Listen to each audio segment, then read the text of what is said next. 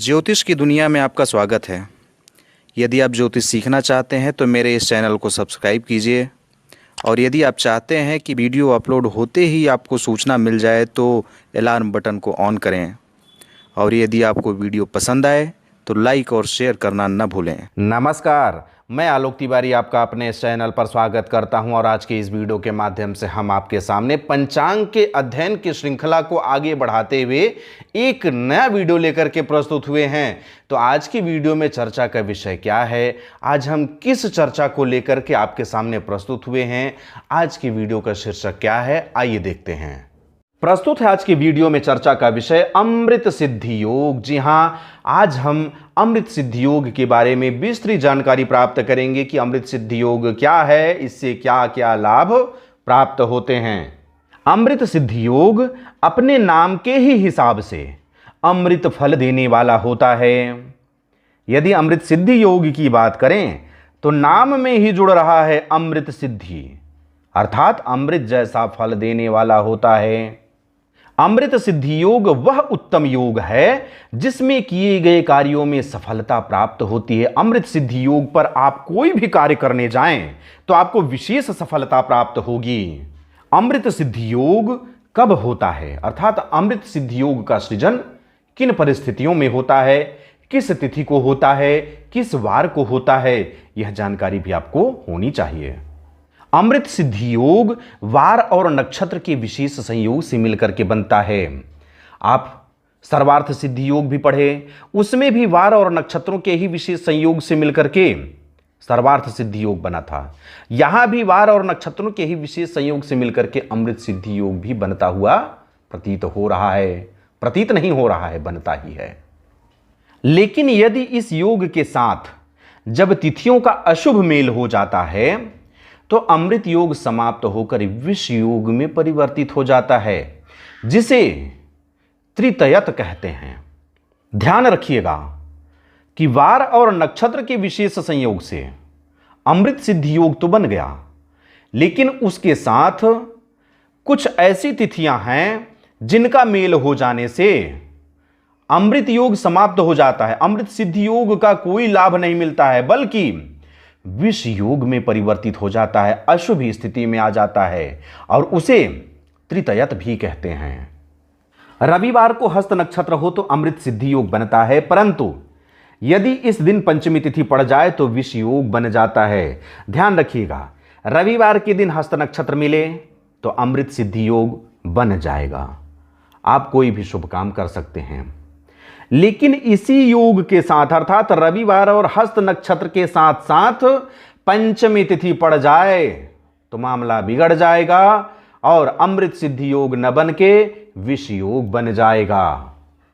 सोमवार को मृगशिरा नक्षत्र हो तो अमृत सिद्धि योग बनता है, परंतु यदि इस दिन षष्ठमी तिथि पड़ जाए तो विष योग बन जाता है। सोमवार के दिन यदि मृगशिरा नक्षत्र आ रहा हो तो निश्चित रूप से अमृत सिद्धि योग बनेगा, आप कोई भी शुभ काम कर सकते हैं। लेकिन दूसरी तरफ यह भी देखना होगा कि सोमवार और मृगशिरा नक्षत्र के साथ षष्ठमी की तिथि न आ जाए। यदि षष्ठमी की तिथि सोमवार और मृगशिरा नक्षत्र के साथ पड़ जाए तो विष दोष बन जाता है। मंगलवार को अश्विनी नक्षत्र हो तो अमृत सिद्धि योग बनता है, परंतु यदि इस दिन सप्तमी तिथि पड़ जाए तो विष योग बन जाता है।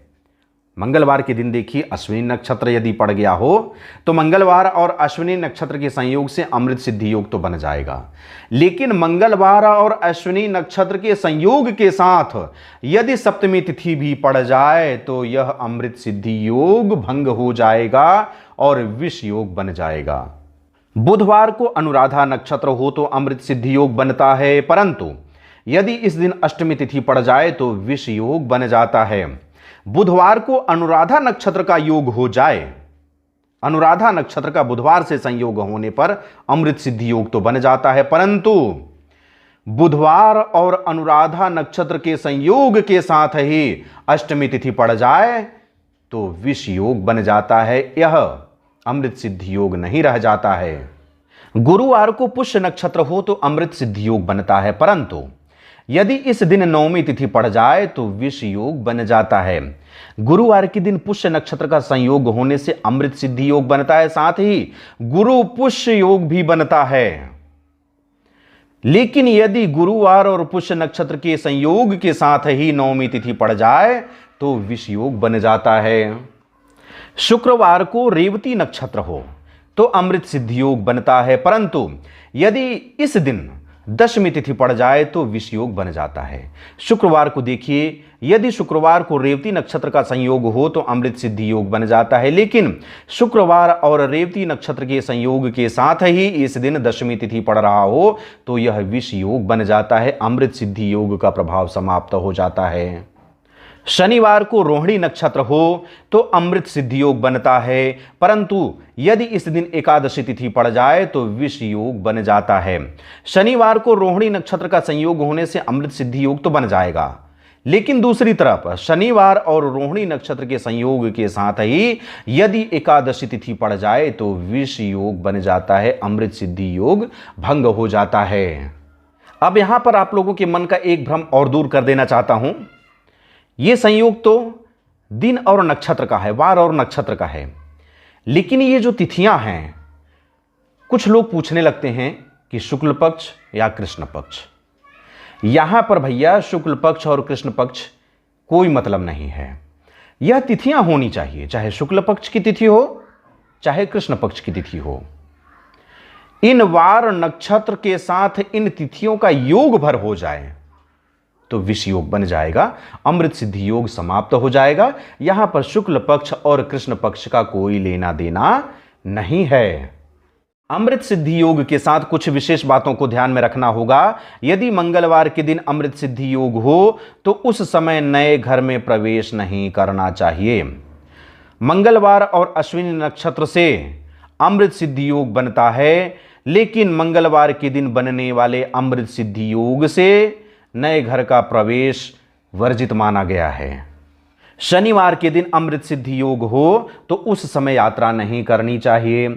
शनिवार को जब रोहिणी नक्षत्र का संयोग होता है तो अमृत सिद्धि योग तो बन जाता है, लेकिन शनिवार के दिन बनने वाले अमृत सिद्धि योग में कभी भी यात्रा प्रारंभ नहीं करनी चाहिए, उस समय यात्रा के लिए नहीं निकलना चाहिए।